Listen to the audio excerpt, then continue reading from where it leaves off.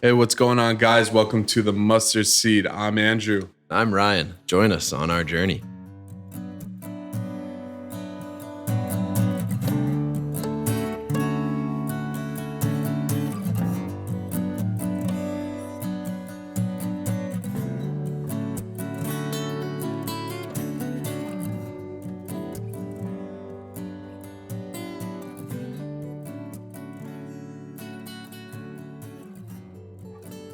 It's Wednesday morning. You know what that means.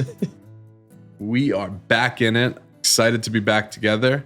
Been waiting for this for what it feels like forever, but it was only 1 week we were away. Yeah. I felt lonely last week not hearing. I didn't know what day it was because I was woke up and I was confused, like, too. what day is it? I need Andrew to tell me. Yeah. But here we are. I'm excited to be back. Yes. Excited to dive into some more stuff from the Bible, some more verses, some more discussing. And also just talking. We're just talking. We were saying before, like, enjoy this nice little banter that we've been able to start creating on these new, longer podcasts, and just look forward to sitting here and being able to record. So, yeah, we took a little bit of a week. Took a week off. But did a little announcement as far as kind of what we're building and other platforms and stuff as well. So, like we said from the beginning, like, we're constantly going to keep trying to build new things and spice it up, create different content, and, you know, just continue to learn as we go. So we're enjoying this journey together and everything. But this week we're going to talk. We're sticking with the New Testament. We're going to get into chapter 8 of John's Gospel, talking about Jesus and the woman and casting the first stone. So again, another well-known, good topic. And also misunderstood by a lot of people, I think. You think so? Yeah. Because a lot of people dive into that as like, don't judge, but it's like, don't condemn. That's the main thing, that Jesus, he didn't condemn her. Like, and he's the only person who could, because he's the only person who didn't have sin. But we'll get into that a little later.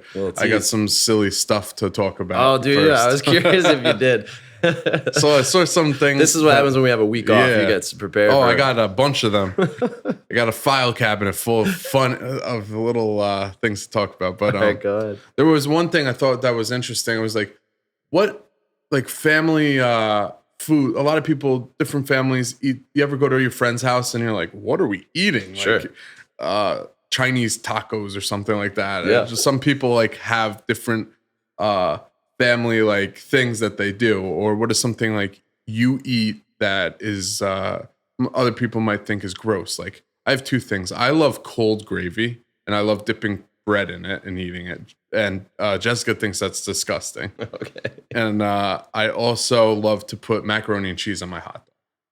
Really? Yeah. It's really good. I love that. Is there anything like weird like that you guys do? Yeah, put me on the spot. We also have Josh on the microphone finally. Yeah, you guys can hear me. Checking in. I think last podcast we had the episode, we were talking to each other and it was just Totally couldn't hear me at all. Yep. Okay. Yep. So now we're like, this is great radio.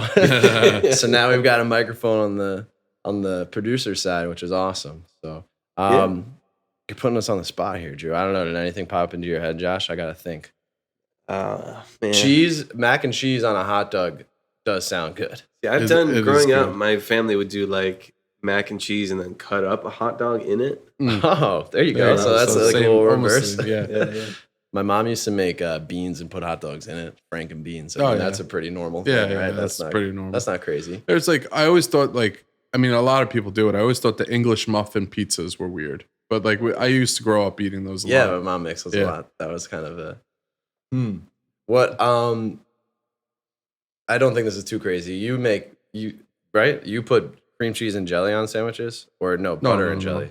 On bagels, I mean? Butter and jam. Butter and jam. Yeah. That's like... James has had cream cheese and jelly before. I don't know if I was ever going to dive into that one. Look at the sushi I like. The Philly roll is cream cheese and salmon, so that's weird, you know. I love cream cheese. Cream cheese is in bean dip. Sometimes that goes under the radar there. I feel like if you had if like you're talking about family parties and like someone coming in from a family party, I don't know if bean dip is a staple outside of like our family parties. Yeah, probably. And we call it bean dip, and there's no beans in it. No, So it's just melted cheese. It's just melted cheese and the meat, the Hornell meat. Yeah, remember that one time we were in Hilton Head, South Carolina, and we couldn't eat meat.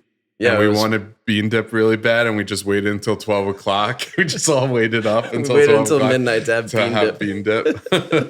Yeah, I think it was because it was winter break, and it was during the Olympics. And it was in February, so it was during Lent. And I remember it was Friday, so we couldn't eat meat, and we had to wait till midnight.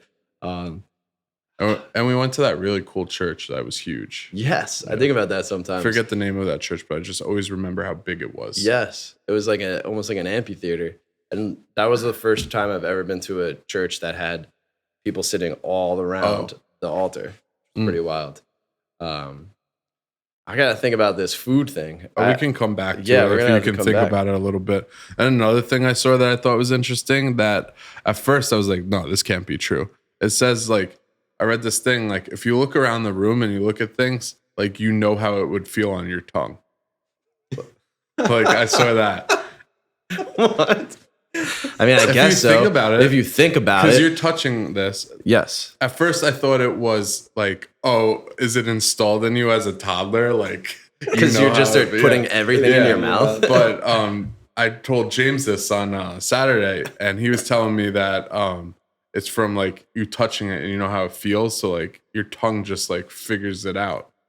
Like, I'm sure looking at this foam, you know how the foam feels on your tongue. Yeah, it's weird. I know it is weird. I'm looking at everything right now, and I'm like, whoa. I could, like, that workbench with I could taste that. Sawdust? Yeah, like, I could just taste that. Yeah, right? That's crazy. Wow, now I'm going to look at things from a completely different light. I'm just going to be tasting everything these days. Thanks for that. Actually, you know what I saw, which was a really weird combination? The quarterback for the Kentucky Wildcats, I believe he's still there. Did he get drafted? I don't know where he's at. Yeah, I think he's still in Kentucky. He's got some weird combinations. Like, he eats bananas just straight, like doesn't peel it, just takes a bite. Oh, he eats the skin. Yes, he eats the skin. I've heard of people who eat the skin. But he recently was talking about that he puts mayonnaise in his coffee.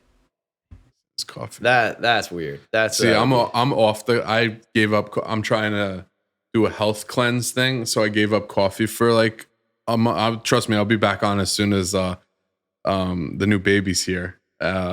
But yeah, I was gonna say that's gonna be a tough one. I'll be back on it. But let me tell you, the first 2 days, like I was shaking. I was like, oh my gosh. Yeah. So you just went cold turkey. And I was just like, I can't imagine. Like, yeah, I went cold turkey. Oof. I just gave it up, and it was so hard just giving up that. Yeah. Because I would have 3 cups a day. I wake up at 3:30 in the morning, so now I just drink a cold cup of water, and that's it. Yeah, no caffeine.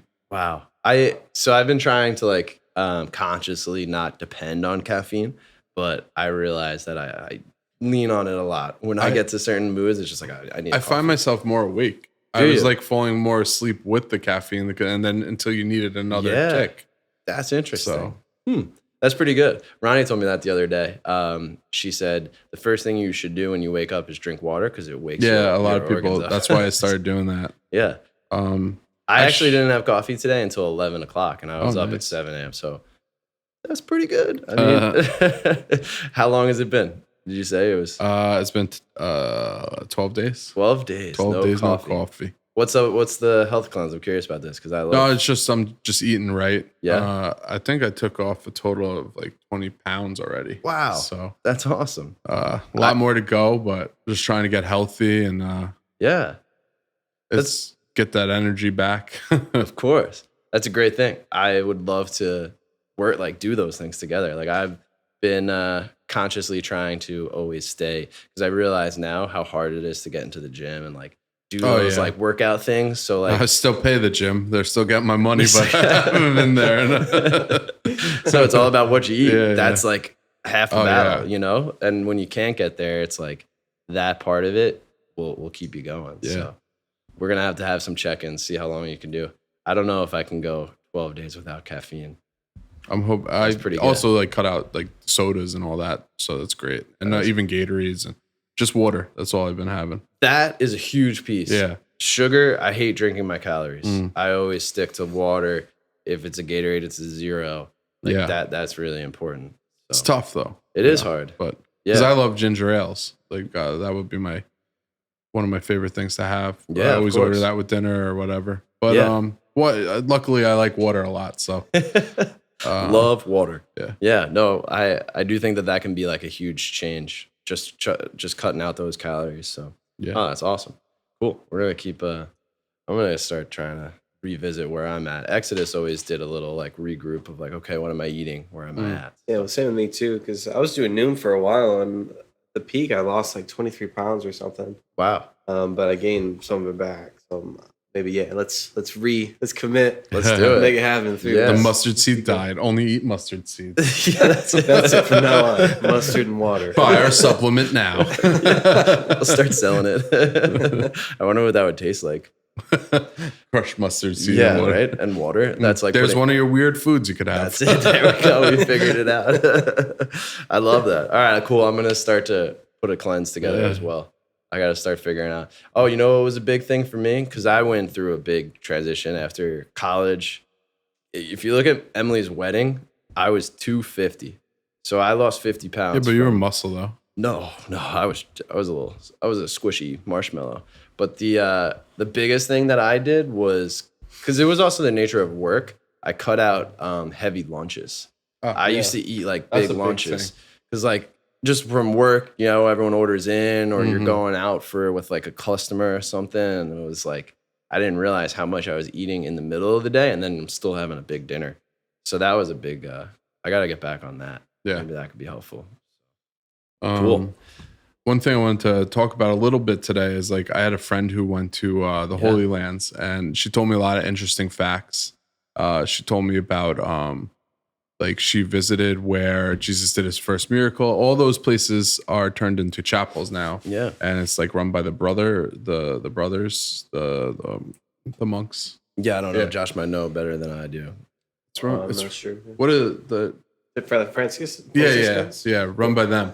And she was telling me how strict they are. Like you can't enter in shorts and stuff. It's very holy. And so she was telling me all this stuff. One thing she told me, like how beautiful where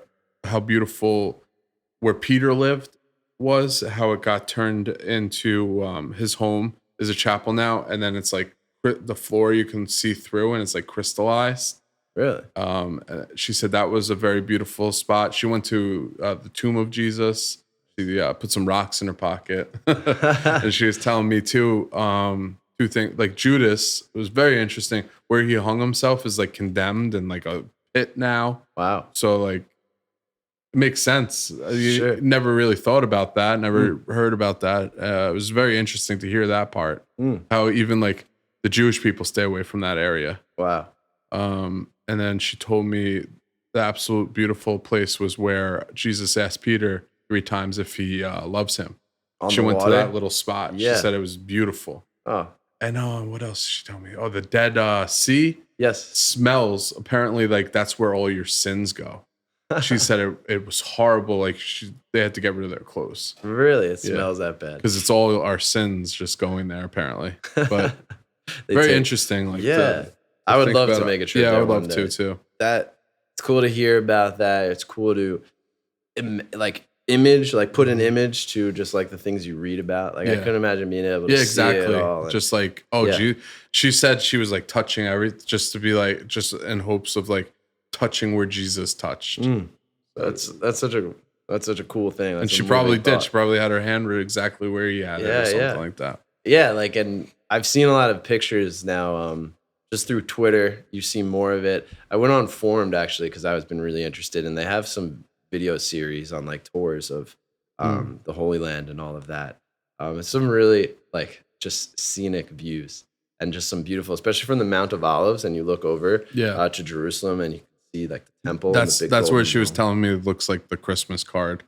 She's like, you know, the Christmas cards that look like this? She's like, it looked just like that. Yeah. I think I mentioned this on one of the podcasts. Jason Everett was in the Holy Land recently, and he was on the Sea of Galilee tubing with the group he was with. They're all tubing. But he did a video to show like where the winds come in from the certain angles of the Sea of Galilee.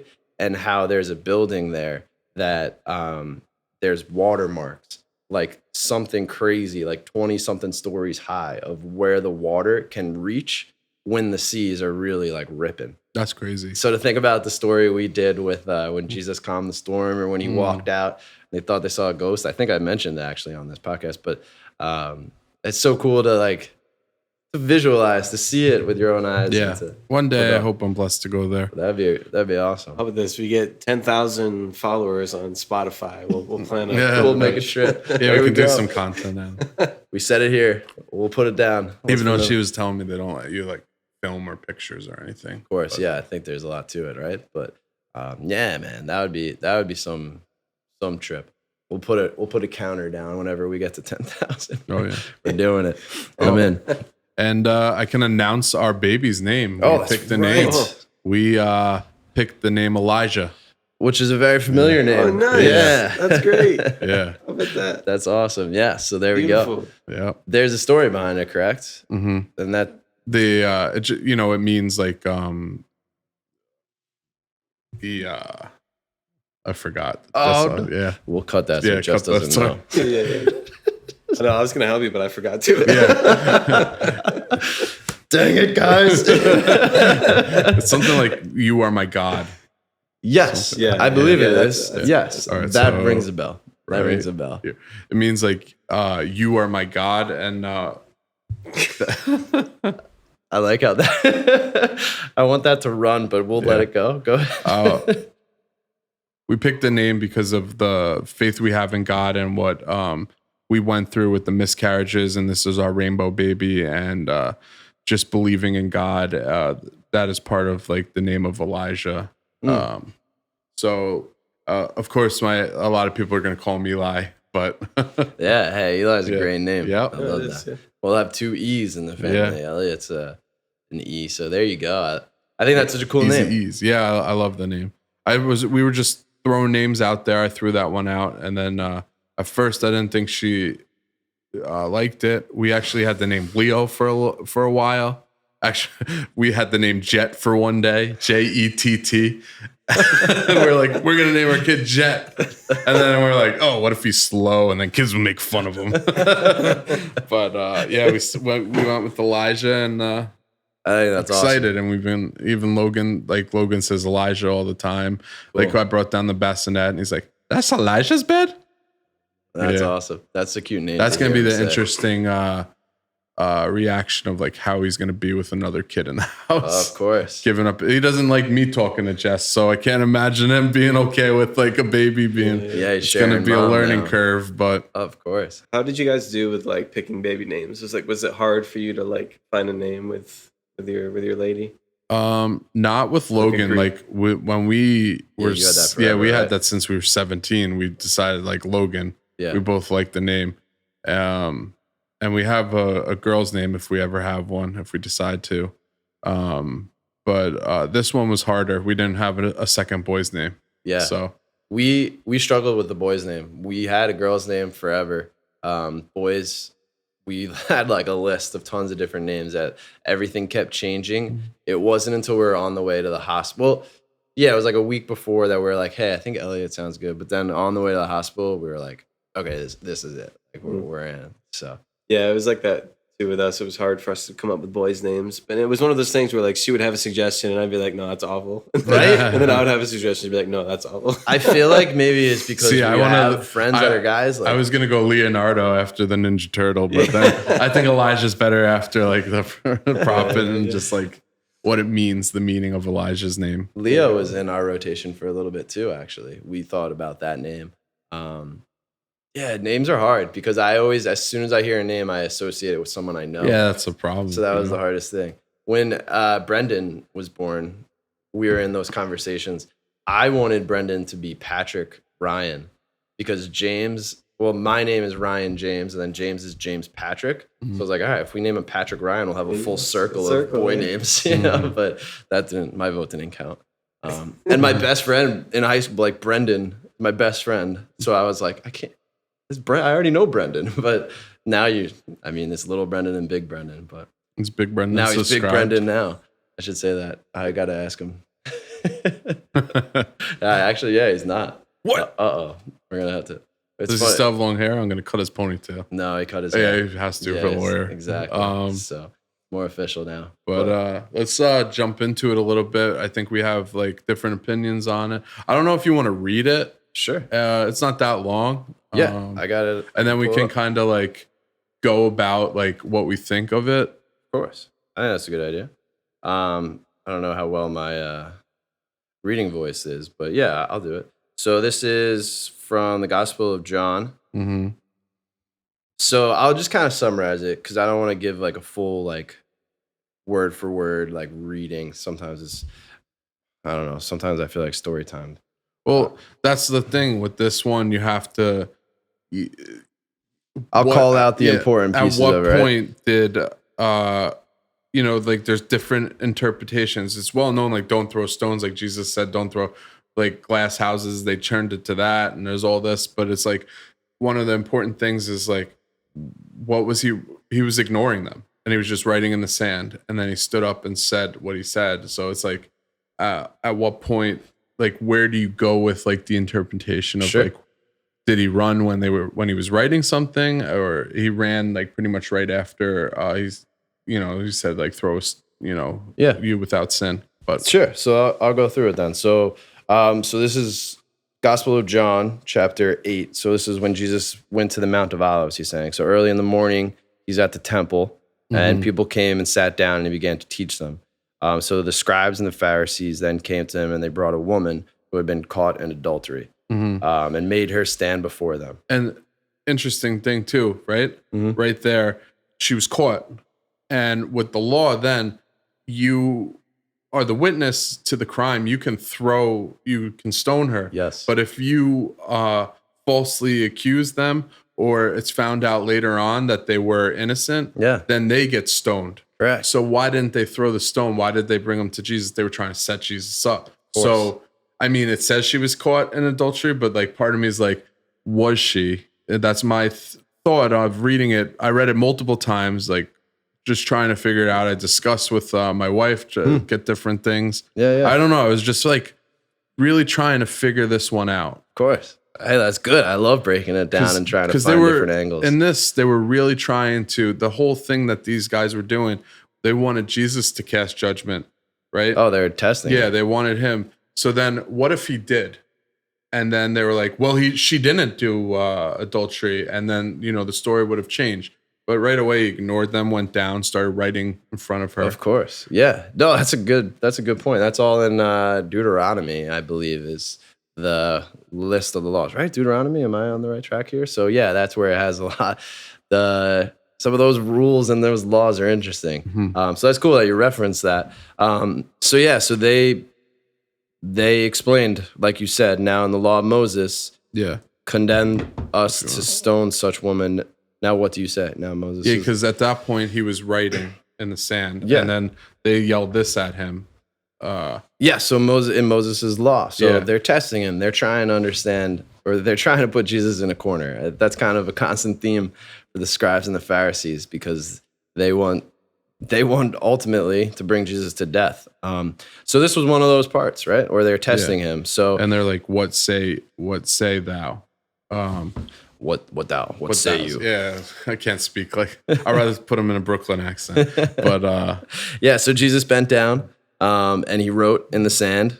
Bent down, wrote with his finger in the ground. They kept questioning him. So he straightened up and he said to them, "Let anyone among you who is without sin be the first to throw a stone at her."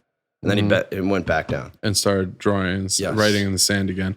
Which Jess thinks that they were writing. He was writing all their names, like sinners, like you sinned, and writing all their names. I was thinking maybe he was writing. It was like he was writing the 10 Commandments with the same finger that wrote that in the stone. But unfortunately, John left a big part out. What was he writing, John? What was he writing? When I see you, John, I'm going to ask you, why did you leave that out? Because he put a tic-tac-toe board, and since everyone left, he couldn't finish it. So no one wanted to put that in the story. I honestly, when I read it, I did not really give that much thought. So that's interesting. It was funny to think about Jesus kneeling down and like kind of drawing in the sand, but I never like was like, like what is he doing? You have to look at like think of all the stories we've read from the Bible, everything that we have taken in.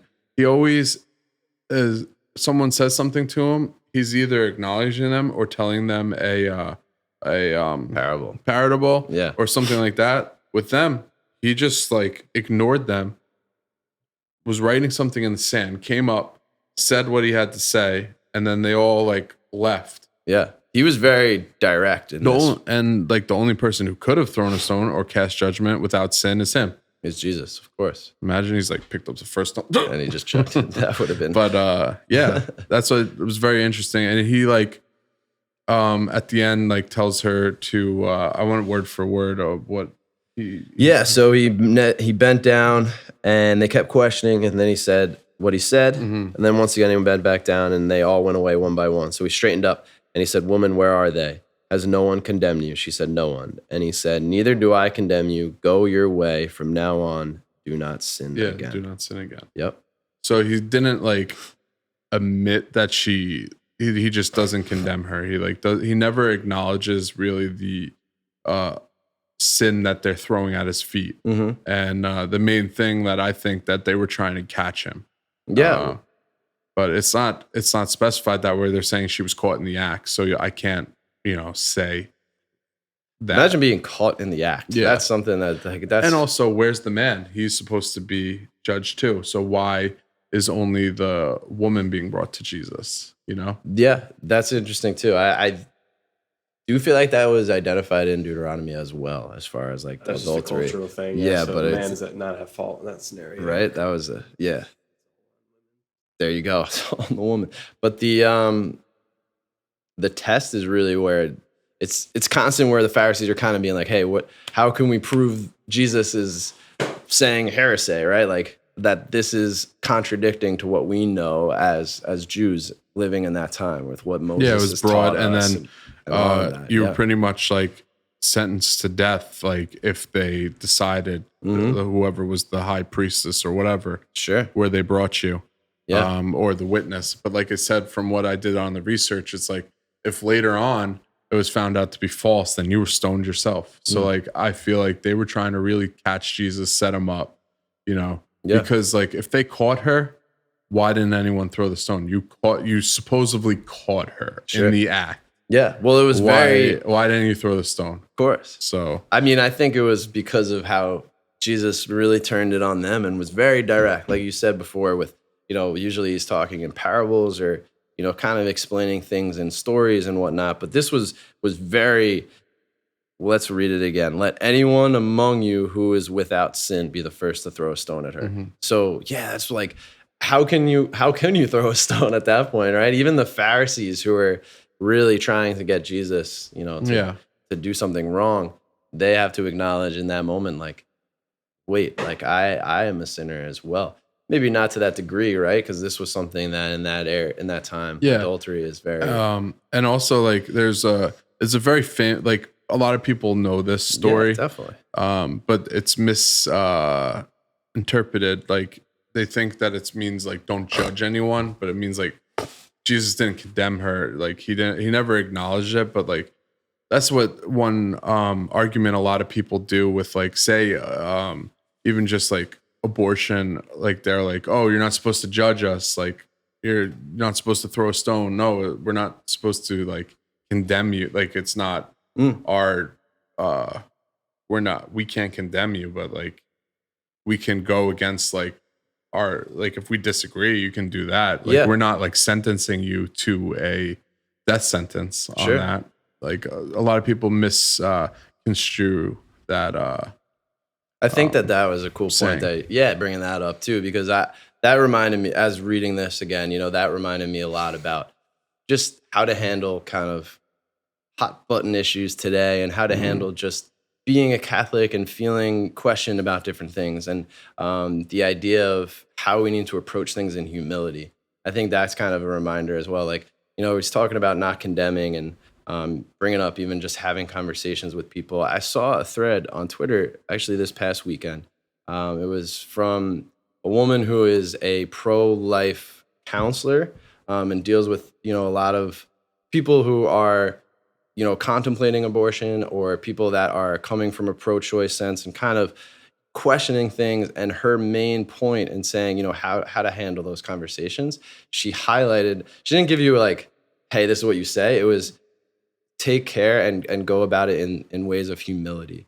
So I think that's a challenge for us to, even just in anything, like talking about sports or talking about something at work, when you're kind of disagreeing on certain things, and the challenge and the reminder here of like taking that on in humility. And it's easy sometimes to kind of say, wait, you're wrong, I'm right. But if you can approach in a sense of humility, and that's a challenge, but to understand in it, if you take it in humility, you're willing to listen and to understand where that person might be coming from and not judge, like you mentioned, or not condemned, So humility, I think, is that piece that can be highlighted or reminded of us today as we're listening to like these words again. Yeah. I think that's a cool thing for us to bring to our lives, just in every conversation. I know I can work on humility when I talk to people, or just life in general. It's like, if you are more focused on what the other person is about and kind of where they're coming from, I think that can just automatically make this kind of a conversation just like more joyful and more of a, hey, we're going to get somewhere together, because I'm willing to listen to you, and that might in turn allow you to be willing to listen to me also. Yeah, and I think it's just loving someone and seeing Christ within them, even through disagreements. Oftentimes, I think we always want to try to win arguments instead of like recognizing like hurt in another person. Sure. Like where they're coming from, right? Yeah, exactly. Like maybe they have some wounds that that you don't know because you're not close enough to them, or maybe whatever it is. So it's always important to just remember to like friendship is where like change happens, and where like love can really do what it's supposed to. Sure. Yeah, that's cool. I like how you brought that into all of this, like talking about condemning, but to understand how, like, what's the opposite of that in a sense. And my biggest takeaway from all of this, because I've mentioned it prior to this, but the idea of like Jesus constantly revealing himself to us in the Gospels, and revealing himself as like as far as who he is. And Father Mike Schmitz made a note about that in his previous homily a couple weeks ago. I think I was listening to it. But he was talking about like, if you know who Jesus is, that will allow you to have the how. Like the who can lead to the how, like how to pray well, how to live well. So if you can look through these gospel readings, and even learning through Bible in a year and things like that, like the different ways that God reveals himself to us, or Jesus reveals himself to us, we can learn who he is, and in turn, we can kind of build relationships with him, and our relationship with Jesus can get stronger and become, more real, and just kind of help develop, how to live in different ways. So I thought this was a cool part of where I felt like Jesus was revealing himself here in this moment by saying, I will not condemn you. Like he's telling the woman who was just caught in this act, if she was or not, but, he was saying, I'm not going to be the one to condemn you. And I think that can be like a reminder to us, because I know like through my own personal just sins in life where like I felt. Think about it too. What would they get like out of Jesus? Like what if he condemned her? Like, oh, he can right now, if we, perish and go to heaven, you can be sent down to hell, like condemned. So it's like he will condemn people, for their sins, or as wrong as they are, and adultery is high up there. I just think he was too smart for them and saw through what they were trying to catch him. Like, oh well, she wasn't caught in the act, and you condemn. I don't know. It's me looking into it more, just like really trying to like, I don't know, like think around it, Definitely. But I think that's the cool part about diving into these things, because like when you learn like the laws and stuff of like that time, like how they would like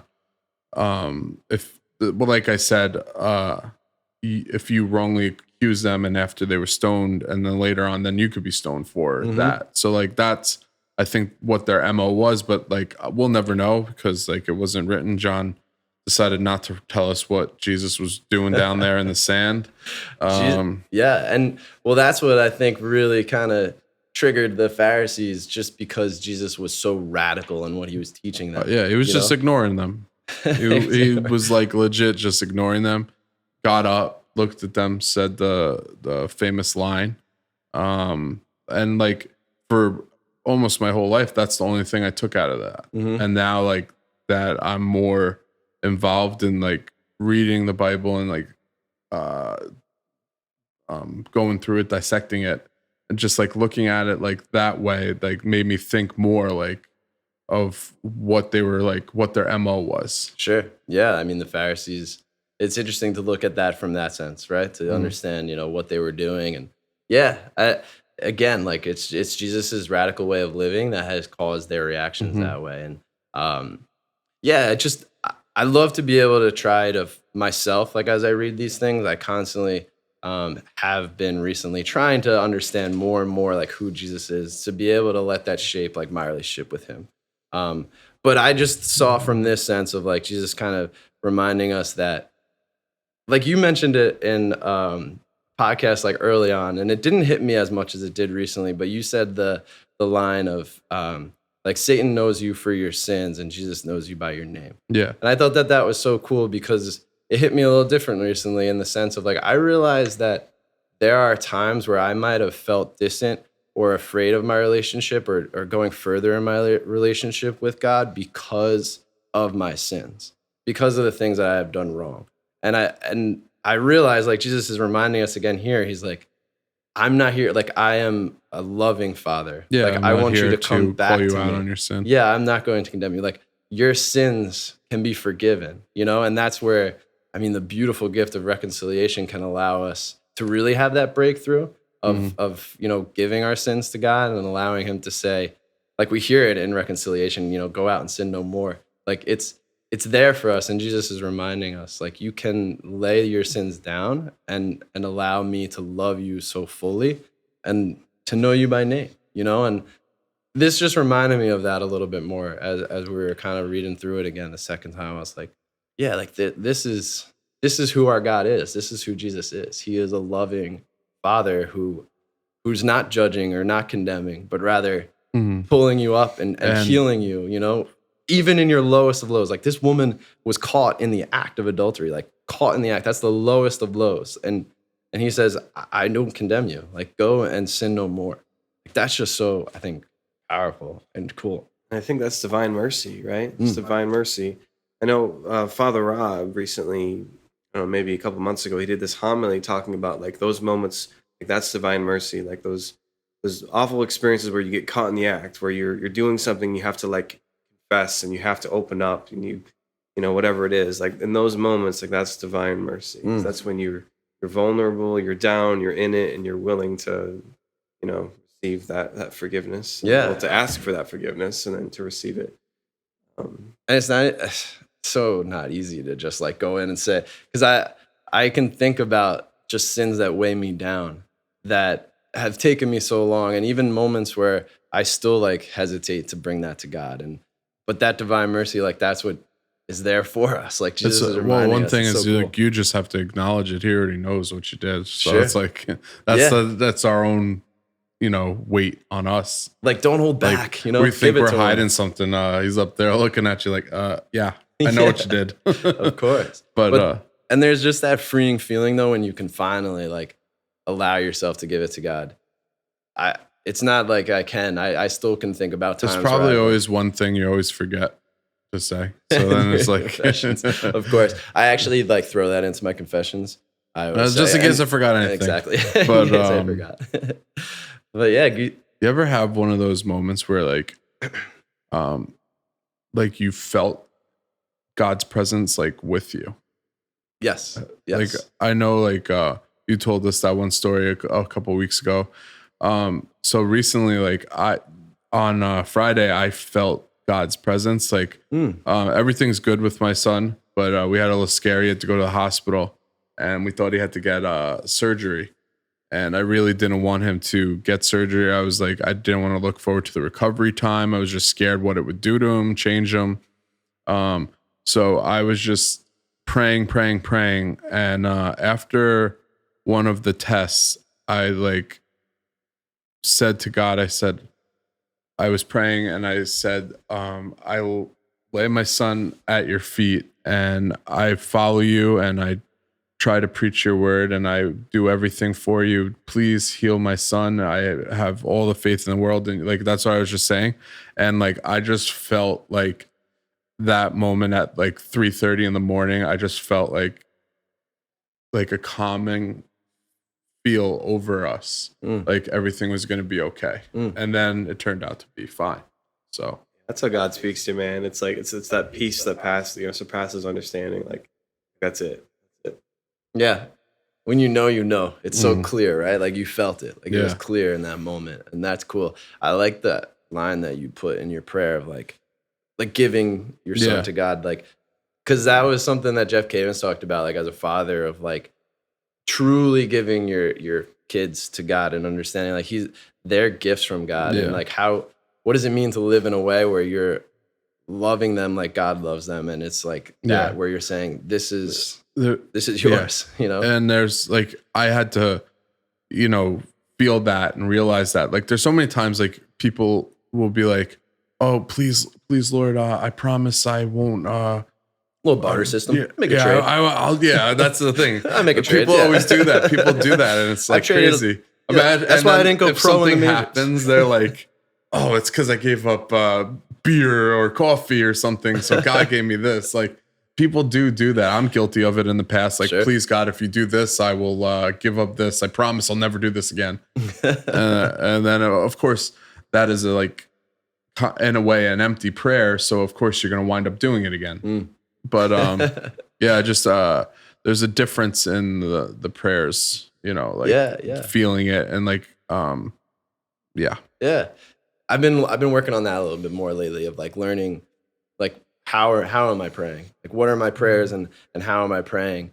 I went back to the rosary. I mentioned that a couple of weeks ago and you got such an awesome rosary there. From the Holy Land, an olive branch. Yeah. Sometimes the rosary or, the prayers that we've been given can allow us, it shapes away. Like you're talking about like the clarity that you felt. Like I've been trying to go back to the rosary because I've realized like maybe my prayers have been a little bit more of a one-sided in the way. So I've tried to like allow the rosary to be my way of just listening and letting myself see God through Mary's eyes and hoping that will shape like my prayers. And it actually has in ways that I didn't expect.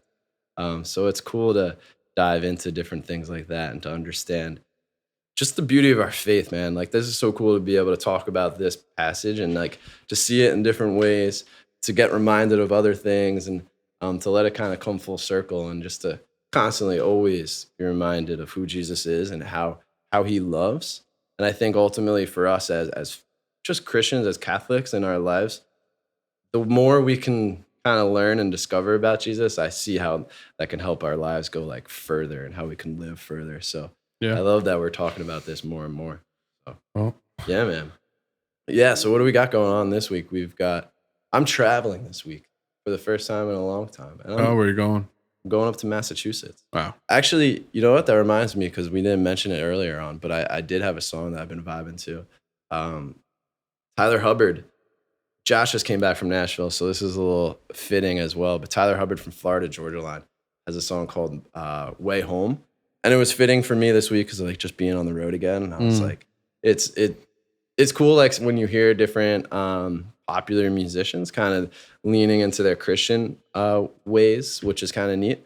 But it was just talking about like being lost and found and having Jesus guide my way home. And I think that's so cool for us it was for me at least, it was a reminder of just like, hey, I'm where I'm supposed to be. Like let Jesus guide my way and just continue to kind of lean on him as things go on. And also I was loving the country vibe that he was bringing me. So I'll probably be listening to that on my drive up to Massachusetts this week for sure. So cool. Good stuff. Josh, you got any shout outs now that you've got the microphone on? I'm glad you're able to chime in and be a part of the conversation. It's good. Yeah. Well, I guess with music, I always have things to say, right? Yes. Well, Matt Maher he's been dropping some singles. He's been dropping like a ton of singles. Yes. So I think he's going to release a massive album hopefully soon. And every song has been so good. Yes. So good. So I really recommend it. I forget what the newest one's called, but I know like Leaning's been on there, The Lord's Prayer. Bigger Table. Bigger Table. That was the newest one, right? Bigger Table. Yeah. Yes. That's it. Solid. It's a bunch of all great songs. So check them out. Yeah, Mount Mara. That's some good stuff. The Cody Ashby shout out too, right?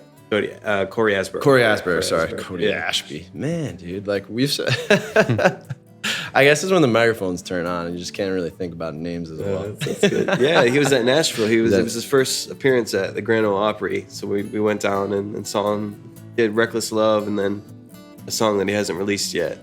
Really good. It was like about being a parent, all this stuff. Oh, nice. Claire was bawling. So Nice. it was a beautiful song. It's got all the feels then, huh? Yeah. Wow, you saw a sneak peek before it even came out. Mm-hmm. James got me back onto 7 Places this week. I was listening to them. Jimbo. So, good stuff. Cool.